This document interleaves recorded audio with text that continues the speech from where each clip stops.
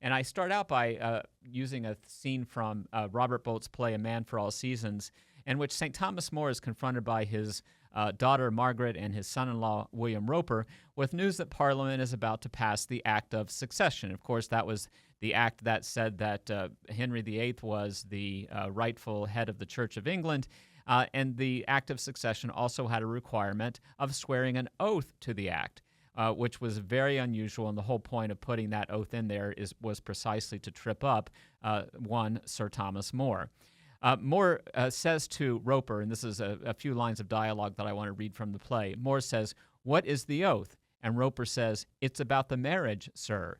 To which More responds, "But what is the wording?" And then Roper says, "We don't need to know the wording. We know what it will mean."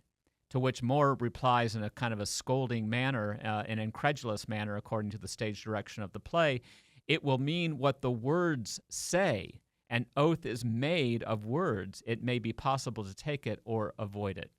Now, while the contexts are different, St. Thomas's admonition to pay careful attention to the way that we use words is as timely in 2026 as it was in 1534, perhaps even more so, because it's not hyperbole to suggest that we do indeed live in a time of linguistic and grammatical crises, especially when it comes to moral and political language.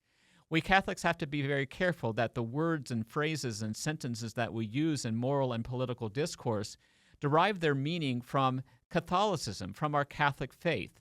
We Catholics often unwittingly use language that doesn't come from our Catholic faith and that sometimes may even perpetuate moral, political, or theological positions that are contrary to Catholic moral theology because we've adopted them from the surrounding secular culture without thinking carefully about what those words mean.